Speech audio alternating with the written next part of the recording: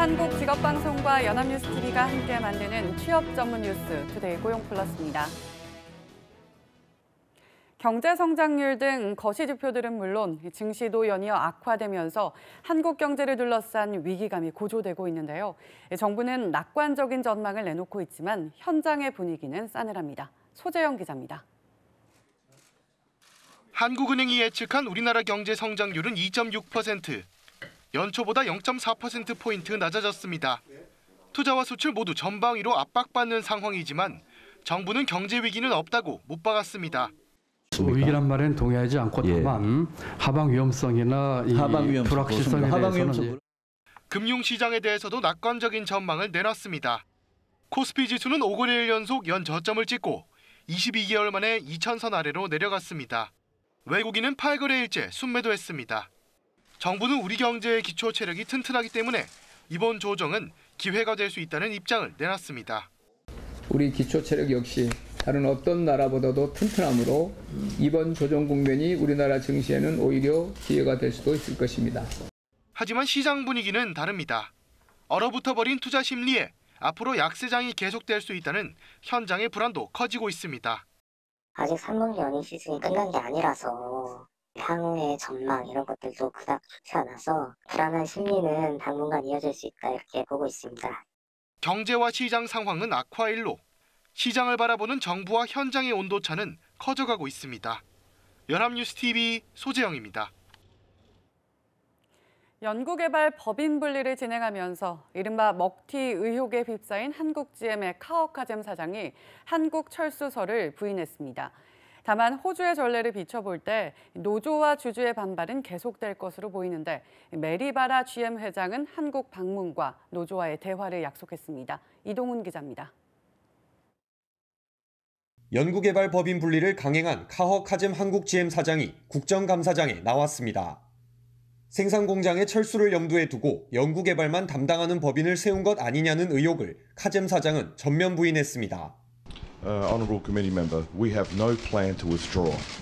GM has signified its commitment into GMK by investing 6.4 billion. 다만 업계는 섣불리 안심할 수 없다는 입장입니다. 현재 상황과 지난 2013년 호주 공장 폐쇄 수순이 닮았기 때문입니다. GM은 당시에도 남을 것이라고 말했지만 추가 국가 지원금을 받지 못하자 철수한 바 있는데 모두 7억 5천만 달러 지원을 약속한 KDB 산업은행이 연말까지 나머지 절반 지급을 앞두고 가처분 소송을 검토 중이라 불안감은 높아지는 겁니다.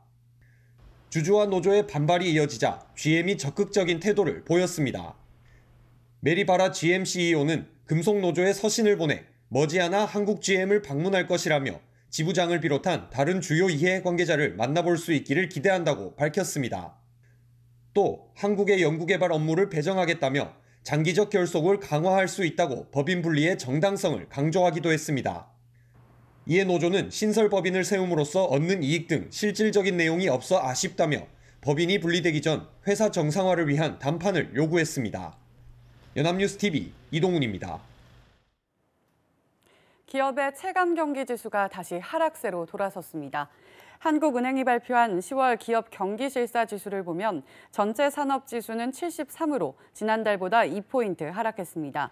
기업 경기 실사 지수가 100보다 낮으면 전망을 부정적으로 평가한 업체가 긍정적으로 본 회사보다 많다는 의미입니다. 미중 무역 분쟁의 장기화 우려가 실사 지수 약화의 주된 요인으로 작용했다는 분석입니다. 연간 수출액이 사상 최단 기간 5천억 달러를 돌파했습니다. 산업통상자원부가 29일 오후 5시 5분 기준으로 잠정 집계한 결과 연간 누계 수출액이 5천억 달러를 넘어선 것으로 나타났습니다. 1956년 무역통계 작성 이래 사상 최단 기간 5천억 달러어치를 수출한 겁니다. 산업부는 올해 연간 수출액이 6천억 달러를 웃돌아 사상 최고치를 경신할 것으로 전망했습니다. 기존 최대 수출액은 지난해 5,737억 달러였습니다. 문재인 대통령이 집단 움직임을 보이고 있는 사립 유치원을 향해 경고 메시지를 보냈습니다. 29일 청와대에서 열린 수석 보좌관 회의 자리에서였는데요. 집단으로 원화 모집을 중단하거나 휴원하는 등 불법이 발생하면 단호하게 대응하겠다고 밝혔습니다. 고일한 기자입니다.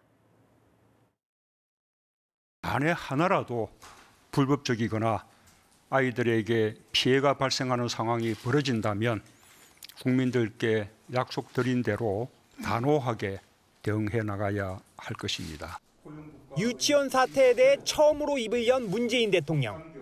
일방적으로 폐원하거나 원화 모집을 중단하면 무관용 원칙에 따라 대응하겠다는 정부의 입장을 강조했습니다. 만약 일부 유치원이 폐원할 경우 가까운 국공립 유치원이나 어린이집을 이용할 수 있도록 미리 대책을 세우라고 지시했습니다. 아이들의 보육을 위해 납부한 세금이 그 용도로 사용되지 않고 사익을 위해 유용되는 일이 다시는 없어야겠습니다. 재정이 지원되는 모든 보육, 교육시설의 해결을 투명하게 하는 등의 그러면서 사립 유치원 비리 근절을 위한 투명한 회계의 필요성을 강조했습니다. 다만 문 대통령은 이번 사태를 계기로 보육 정책이 발전해야 한다고 지적했습니다. 최근의 유치원 문제를 바라보면서 정부는 보육과 돌봄의 국가 책임을 높이기 위한 국정과제를 앞당겨 추진해 나가기로 결정하였습니다. 문 대통령은 국공립 유치원 추가 확충 등의 공공성 강화를 위한 예산 확보를 지시했습니다. 또한 사립 유치원의 운영난과 교사 처우 개선을 위한 대책도 함께 마련할 것을 주문했습니다.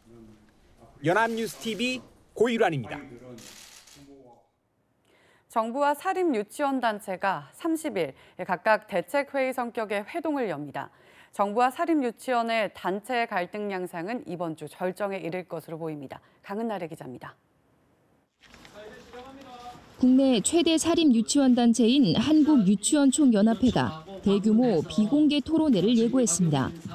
3천여 개 유치원 관계자 6천여 명이 집결할 예정입니다.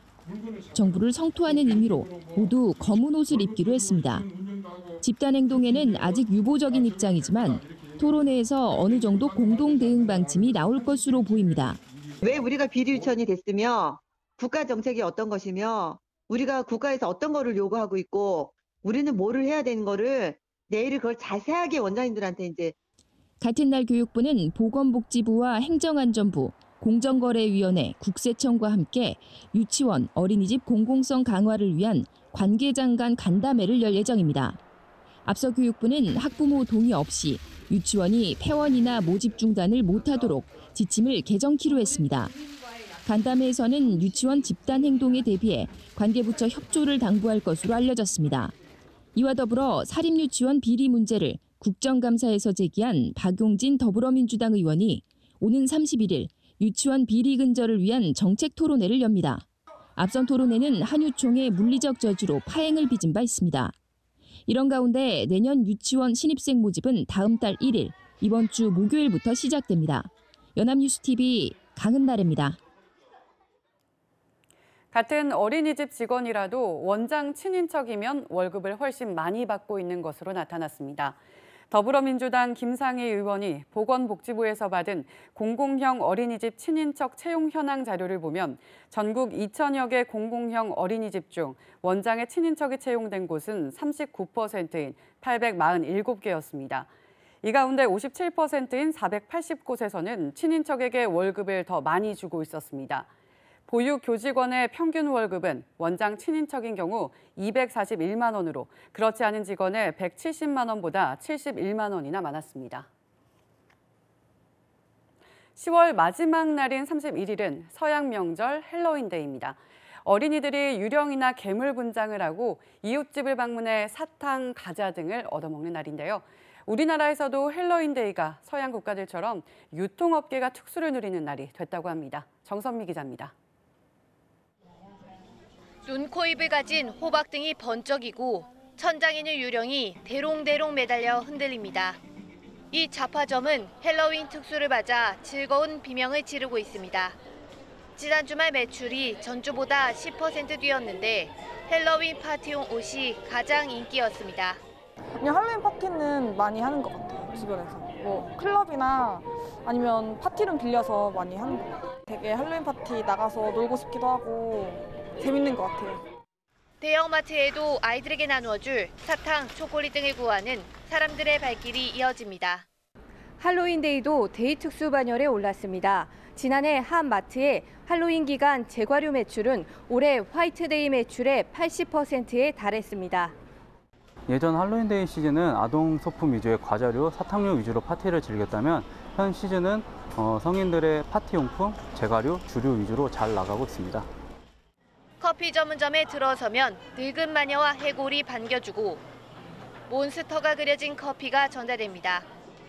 호박, 미이라 등이 그려진 과자와 초콜릿, 소주까지 등장해 사람들의 시선을 사로잡습니다. 유통가에 부는 헬로윈 열풍. 불황에 시달리는 유통업체들이 소비자들의 지갑을 열기 위해 무섭고 달콤하게 변신했습니다. 연합뉴스TV 정선미입니다. 매년 연말이 되면 새해 트렌드를 예측하는 책들이 서점가를 가득 채웁니다. 자기계발서의 유행도 여전한데 올해는 에세이 열풍에 맞춰 형식이 훨씬 유연해졌습니다. 장보경 기자의 보도입니다. 올해 달력도 이제 2장이 남았습니다. 이맘때 서점을 찾는 이들의 관심은 한 곳에 집중됩니다. 새해에는 어떤 분야가 화두가 될지 예상해보고 대비책을 제시해주는 서적들입니다. 한국 사회 소비 트렌드를 매년 짚어온 서울대 연구팀은 2019년 황금돼지 해를 앞두고 새 책을 내놨습니다. 이 책은 빠르게 변화하는 사회를 따라잡으려는 이들에게 이정표를 제시하며 현대판 고전으로 자리 잡아가는 모양새입니다. SNS 같은 경우는 이제 단편적으로 이제 자기가 보고 싶은 거나 관심 가지고 있는 것만 보는 거고 책으로 다시 전문적으로 정리되어 있는 걸 보게 되면 자신의 생각도 정리할 수 있다고 해서 부동산 투자 등 재테크를 통해 부자가 될 수 있는 방법을 조언하는 경제 전망서들도 선반을 가득 채웠습니다. 올해는 4차 산업혁명의 핵심 기술로 꼽힌 블록체인에 대한 열기가 뜨겁습니다. 화폐가 이제 새롭게 변하는데 거기에 이제 많이 떠도는 이제 비트코인, 블록체인 이런 거에 대한 얘기가 이제 많이 나오더라고요. 그래서 이제 저도 한번 실제 이제 서점에 와서 그런 내용들이 뭔가 자세히 한번 알아보려고. 새해를 앞두고 마음을 다잡기 위한 자기계발서도 인기입니다. 최근 에세이 열풍에 힘입어 딱딱했던 형식이 한층 유연해지고 내용도 부드러워졌습니다. 실제 많은 책의 제목이 문장형으로 변해 독자들의 공감을 끌어내는 데 효과가 있는 것으로 나타났습니다. 연합뉴스TV 장보경입니다.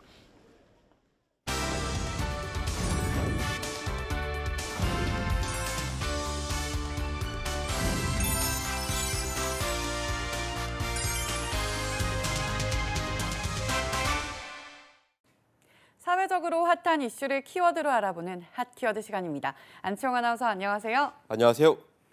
핫키워드 시간입니다. 이 공공기관의 7인척 채용 관련 보도가 연일 뉴스를 장식하고 있습니다. 고용 세습과 정당한 채용 사이에서 뜨거운 감자가 되고 있는 이 공공기관 7인척 채용 논란에 대해 알아봅니다. 네, 몇 년 전부터 꾸준히 국정감사에서 공공기관의 고용세습 문제가 제기되어 왔습니다. 그런데 올해 국감에서도 여지없이 친인척 채용 논란이 불거졌어요. 그렇습니다. 이 공공기관의 고용세습 문제는 2013년 국회 국정감사 때부터 지적돼 왔는데요. 이후 각 공공기관이 7인척 채용에 대한 자체 전수조사를 실시하며 그 수가 속속들이 드러나고 있습니다. 바른미래당 정운천 의원실이 농림축산식품부에서 받은 자료에 따르면 마사회가 최근 3년간 비정규직에서 무기계약직으로 전환한 5,519명 가운데 98명이 기존 직원의 친인척인 것으로 드러났는데요. 한국농어촌공사 역시 같은 기간 무기계약직으로 전환된 413명 중 이 28명이 친인척 관계였고 한국농수산식품유통공사도 무기계약직 전환자 59명 가운데 1명이 사내 친인척이 있는 것으로 파악되며 논란을 빚었습니다. 네, 농림축산식품부 산하의 공공기관에서만 200명 가까운 무기계약직 전환자가 관계자의 친인척이라는 이야기인 건데요. 다소 높은 비율이라는 생각이 듭니다. 네, 그런데 올해 국감에서 드러난 공공기관의 고용세습 의혹 사례는 더 있습니다. 서울교통공사 112명을 비롯해 한국국토정보공사에서 19명, 한국가스공사에선 41명 등 총 23개 기관에서 친인척 채용 관련자 수만 576명에 이르는 것으로 조사됐습니다. 네, 상당히 많은 숫자가 밝혀진 것 같은데 특히 문제가 되고 있는 것은 서울교통공사의 친인척 채용 논란이잖아요. 그 이유가 뭘까요? 네, 이에 대해선 갑론을박이 많은데요. 우선 가장 큰 이유는 비율 때문입니다. 논란의 발단은 국회 행정안전위원회 소속 유민봉 자유한국당 의원이 서울교통공사로부터 제출받아 공개한 정규직 전환자의 친인척 재직 현황에서 비롯됐는데요. 자료를 보면 지난 3월 1일 무기계약직에서 정규직으로 전환된 1,285명 중 108명이 교통공사 직원들의 친인척인 것으로 조사된 겁니다. 여기에 추가로 4명이 더 확인돼 총 112명의 정규직 전환자가 기존 직원의 친인척인 것으로 확인됐습니다. 네, 정규직 전환자 중 10%가 재직자의 친인척이라는 얘긴데요. 그런데 공공기관이나 공무원의 경우 사내 결혼의 비율이 높은 편인데 이 배우자 때문에 비율이 높아진 건 아닐까요? 네, 안타깝게도 배우자의 비율은 낮았는데요. 일단 추가되기 전 밝혀진 108명의 친인척 관계를 보면 직원 자녀부터 형제, 남매, 배우자, 며느리까지 관계도 다양했습니다. 직원의 자녀가 31명으로 가장 많았고 형제, 남매는 22명, 삼촌은 15명, 배우자는 12명으로 조사됐는데요. 또 직원의 부모도 6명, 형수, 제수, 매부 등 이촌은 6명과 오촌은 2명, 며느리는 1명, 그리고 육촌도 1명이 있었습니다. 또한 정규직으로 전환된 108명 중 60%인 65명은 2016년 5월 이후 무기계약직으로 입사해 경력이 3년 미만인 것도 문제를 더 키우는 요인이 됐습니다. 네, 또 게다가 자녀나 형제, 남매가 많았다는 사실 때문에 더욱 특혜 의혹의 대상으로 불거진 것 같아요.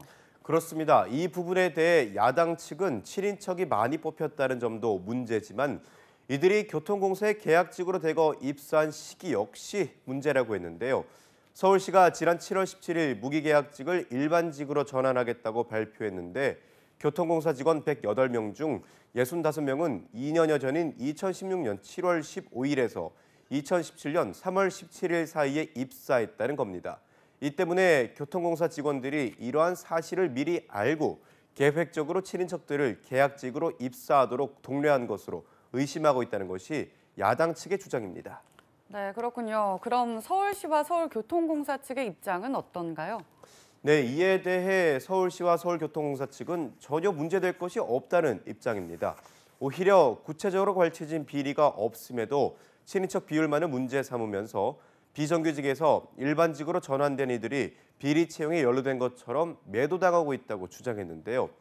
서울시는 정규직으로 전환된 인원 가운데 상당수는 구의역 사고가 있었던 2016년 5월 이전부터 근무했던 인원이라고 설명하고 있습니다. 근무 기간이 오래됐기 때문에 정규직화 정보를 미리 듣고 입사했다고 보기는 어렵다는 겁니다. 또 서울교통공사 직원의 친인척 비율이 높은 건 지하철 특성상 공채로 뽑는 사무직보다 안전 업무 등 현장 노동자들이 많기 때문이라는 건데요. 특히 단순 노무가 많은 비정규직 일자리는 지인의 소개로 채워지는 경우가 많아 자연히 친인척 비율이 높아질 수밖에 없었다는 거죠.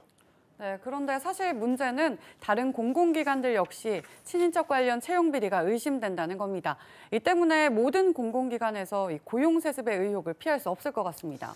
네, 그래서 김동연 경제부총리 겸 기획재정부 장관은 모든 공공기관의 친인척 채용 비리 의혹을 조사하겠다고 했는데요. 만약 비리로 드러나면 지위 고하를 막론하고 엄벌하겠다고 밝혀 앞으로의 귀추가 주목되고 있습니다. 네, 지난해 7월 정부의 정규직 전환 가이드라인 발표 이후 고용부 산하 12개 공공기관이 정규직 전환을 계획한 인원은 4,012명입니다. 그런데 이 같은 정부의 방침은 보다 많은 국민들에게 일자리의 기회를 제공하기 위해서였습니다. 친인척 채용 비리에 대해 일부 공공기관은 결백하다고 주장하지만 작은 논란이라도 없애기 위해서는 처음부터 몸을 낮추는 자세가 필요하지 않았을지 다시 한번 아쉬운 소회를 던져봅니다. 지금까지 핫키워드 시간 안치홍 아나운서였습니다. 고맙습니다. 고맙습니다. 지금까지 투데이 고용 플러스였습니다. 오늘 저희가 준비한 내용은 여기까지입니다. 함께해 주신 여러분 고맙습니다.